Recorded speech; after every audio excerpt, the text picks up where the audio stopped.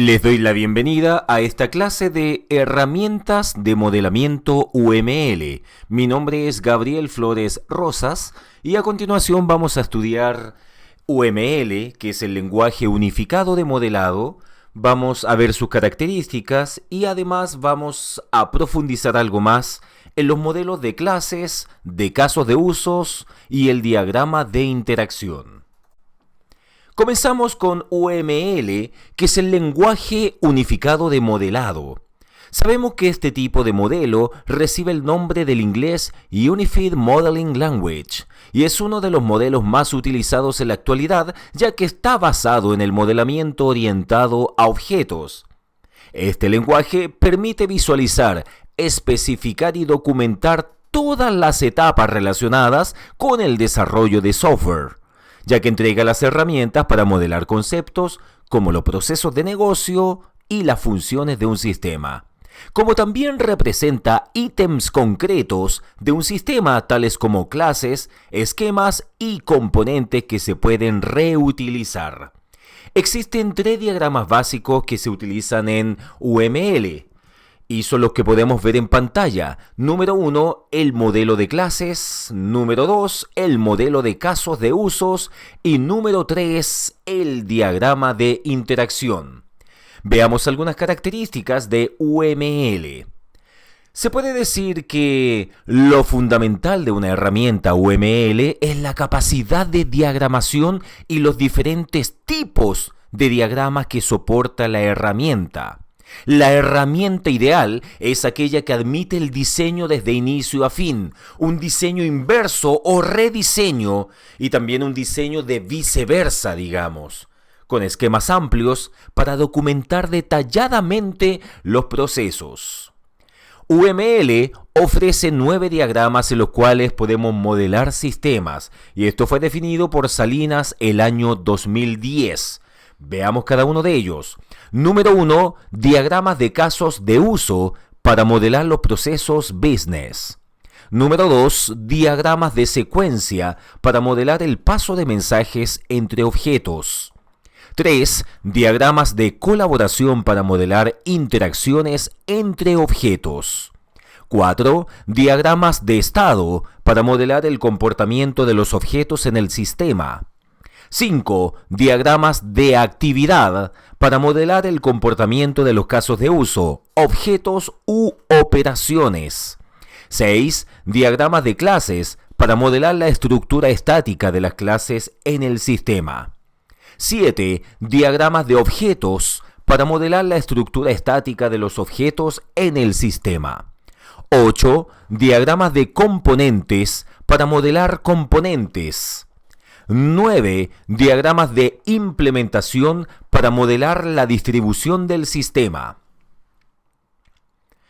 Modelos de clases. Vamos a estudiar qué serán los modelos de clases.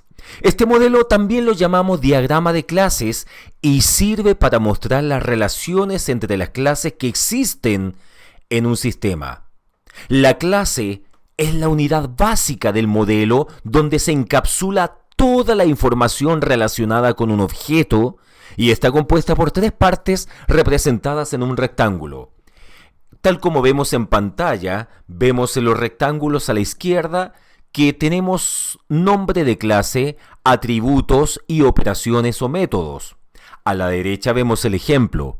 Por ejemplo, podríamos indicar que el nombre de clase es el estudiante, sus atributos puede ser el root como un número entero, y finalmente las operaciones o los métodos pueden hacer mención a la matrícula, al verbo matricular, a partir del root y la carrera, o inscribir, en el caso del root y la asignatura.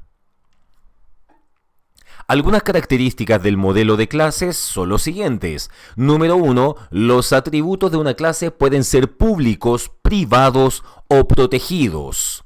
2. Los métodos u operaciones de una clase también pueden ser públicos, privados o protegidos. Y 3. Las relaciones entre clases se pueden dar con diferentes cardinalidades, que es la cantidad de ocurrencias, dependiendo de la clase y sus funciones en el sistema. Ahora estudiamos el modelo de casos de uso. Este tipo de diagrama de UML presenta la forma como un cliente, al cual le vamos a llamar actor, opera el sistema representado. Este esquema utiliza las siguientes notaciones, que son las que podemos ver en pantalla. Por ejemplo, el actor, que es lo que vemos acá, al centro de la pantalla, es un rol, aunque no necesariamente una persona. Es un rol que un usuario ejecuta en el sistema. Es la labor, por lo que se representa con este símbolo. Luego tenemos caso de uso, y el caso de uso es una operación o tarea específica que se ejecuta por la orden de algún agente externo, pudiendo ser por la petición de un actor o bien por el requerimiento o llamado de otro caso de uso. Y aquí además tenemos las relaciones, y las relaciones son las conexiones entre las clases. Son las diferencias por el tipo de línea que se usan de acuerdo con la función que representan. Entonces podemos ver aquí las siguientes relaciones. Vemos al principio una relación de asociación que indica dependencia de un caso de uso o un actor a otro caso de uso. Luego tenemos la relación de dependencia e instanciación, que indica que una clase depende de otra. Y finalmente tenemos la relación de generalización, y esta relación cumple una doble función. Puede ser de uso o de herencia.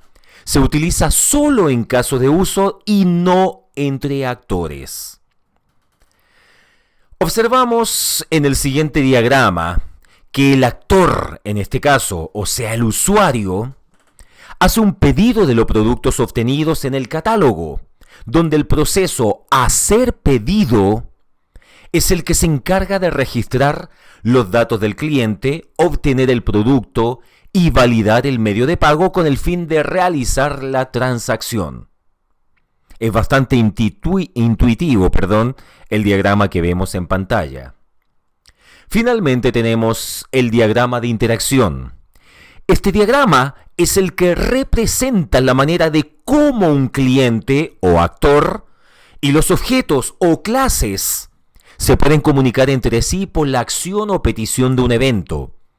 Los diagramas de interacción se pueden obtener al analizar el diagrama estático de clases o el de casos de uso. Los principales componentes de un diagrama de interacción son los que podemos ver en la pantalla. Primero tenemos al objeto o al actor, que es el rectángulo que representa la instanciación de un objeto específico, y la línea punteada representa las llamadas al objeto. Luego tenemos el mensaje a otro objeto, que representa la llamada o método que hace un objeto a otro objeto. Y finalmente tenemos el tercer diagrama, que es cuando se hace una llamada de un objeto a sí mismo. Entonces, vemos en pantalla un ejemplo de diagrama de interacción, y en este diagrama se puede apreciar que el cliente, que es el que vemos a la izquierda de este diagrama, hace un pedido al sistema, y el sistema verifica el pedido en el restaurante. Y cuando el cliente genera el pago, se verifica el pago en el banco. Todas las respuestas son enviadas al cliente con el fin de finalizar el flujo de información. Muchas gracias.